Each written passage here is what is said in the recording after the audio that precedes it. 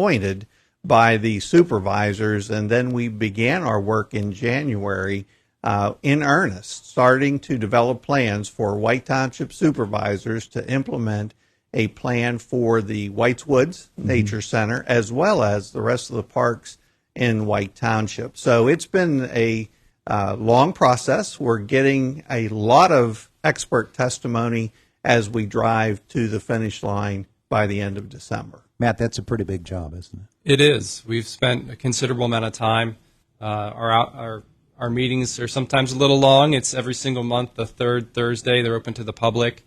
So we've been going it's going to be 2 years, end of December here. Well, there's a whole bunch of issues that are involved with White's Woods, a whole bunch of different angles from which to approach it, and there are a bunch of folks who are very passionate about White's Woods. People love the place, don't they? Absolutely. And that's one of the great things.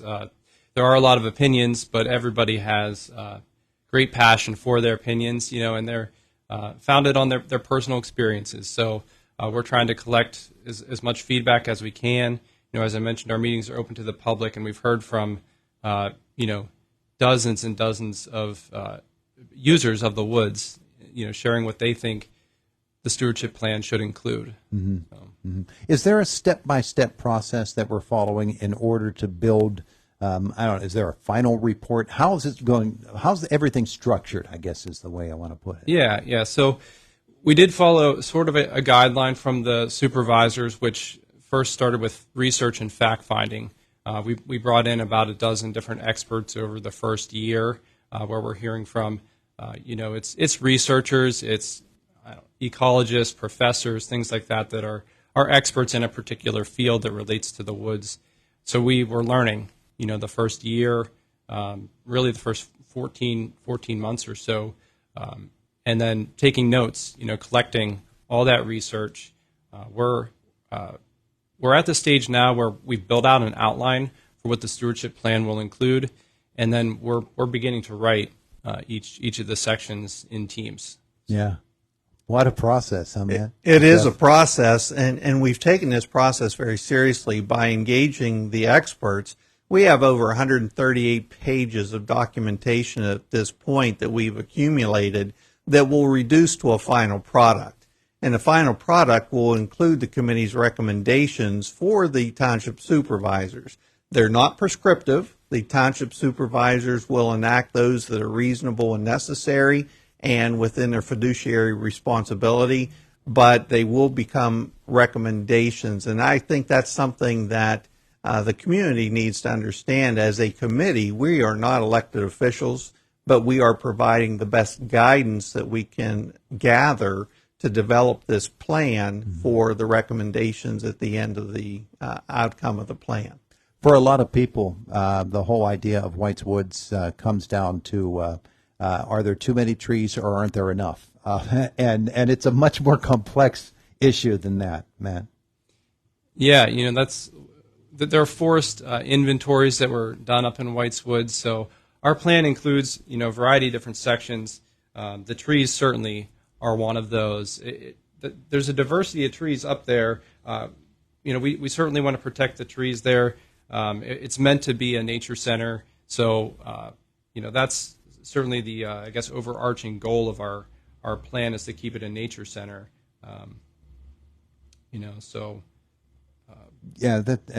What folks need to understand is that you're looking at a whole product rather than an isolated segment of, and it's that way with any committee that is tackling such a complex issue as White's Woods. And that's true. And some of the surveying being done, Todd, illustrates that the understory and the middle story is almost non-existent. And part of that reason is because of the population of the deer. In fact, Matt and I were on a subcommittee researching that particular angle.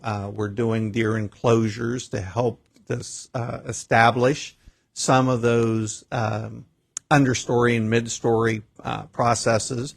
And so it's a very complex problem with no simple answer or no one answer. So we've really taken a deep dive into this effort to really make sure that we as committee members are fully cognizant and understand the situations that exist, and how can we best recommend remedies or solutions to make it productive for the forest to move into the next century. Some of the findings that you have, and maybe some of the things that you know that there's still a lot more work required before you come to some final conclusions, Matt. Well, first, I guess I would just mention that this isn't like a one-and-done thing. Stewardship of a property is a long-term, endeavor. So some of that stuff is going to change over time, and you just have to keep up with it. Yeah, that forward-looking type of thing. Yeah, I think some of the things are really kind of like easier to take care of. Things like updating trail signage, for example. You can do that, and then until it degrades or whatever, you have that item done. Mm-hmm. Other things, continued maintenance of the trail system, things like even litter pickup, or if runoff events are making it hazardous in certain areas, you just have to continually look out for that. Yeah, so those are some things that obviously, as you say, those are short-term fixes and relatively easy in comparison to some of the more complex problems. Well, and I think too, Todd, part of the whole process is, like many plans, they get developed and few get implemented. So this has to be implemented over time. And to Matt's point, some of these things will be relatively easy to hit and get done. But this is not a plan to sit on the shelf. Mm-hmm. This is a living, breathing document that should evolve as the woods evolves, as the society evolves, and as the needs evolve. So it won't be a one-and-done type plan that will never be utilized or revisited. Scheduling moving forward, of course, you'll do a lot more meetings, I would assume, and folks can continue to provide input. Yes, we still have meetings through the end of the year. So if anybody wants to provide input, you can reach out to us. We have a website on the Township's webpage, White Township Stewardship Committee. You can read all the documentation. Chauncey has been great uploading all of that stuff. So there's clickable links. You can read our minutes, our agendas, submit things. You can just come to the meeting. You could speak before for 3 minutes or after the meeting for 3 minutes to our committee.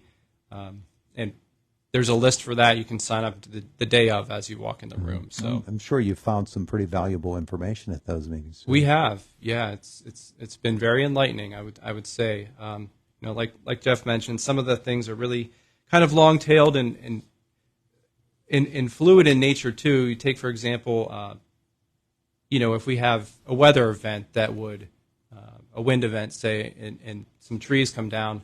That's one of the things that we've seen here in the past year. That's something that isn't really necessarily predictable, and yet we have an opportunity to do something with that or a responsibility to. So, one of the things I've wondered about with that is the involvement of state officials, DEP, DCNR, some of those other agencies that would have a say as well in the way that White's Woods or any property would be managed. Yeah, DCNR reviewed the last plan that was submitted. They recommended that it be further looked at. That's sort of the goal of why we were appointed as a stewardship committee. And our plan will be looked at by DCNR as well when we're finished with it. So yeah. I thought as well, we think about the trees as something that is certainly a conversation generator. I was wondering about soil erosion in White's Woods, if that is a problem, because it is a problem elsewhere. I would say that it's steeply sloped, so in areas where the vegetation isn't present enough to keep that soil together with roots and leaf litter and things like that, it can be an issue. So that tends to be the trails on the steeper slopes and things like that. So bare earth will erode in storms. Yeah.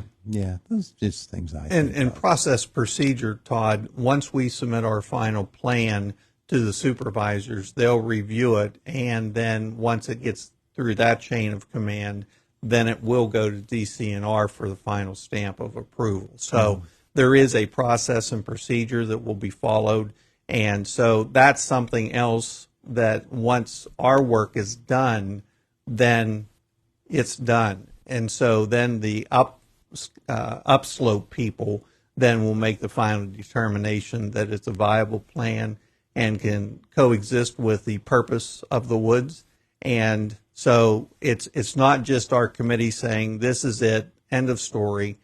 It's not that at all. The supervisors will have their input, and then finally DCNR will give it the final approval. And the other thing I wanted to mention related to Matt's point, if people can't attend in person, the meetings are broadcast.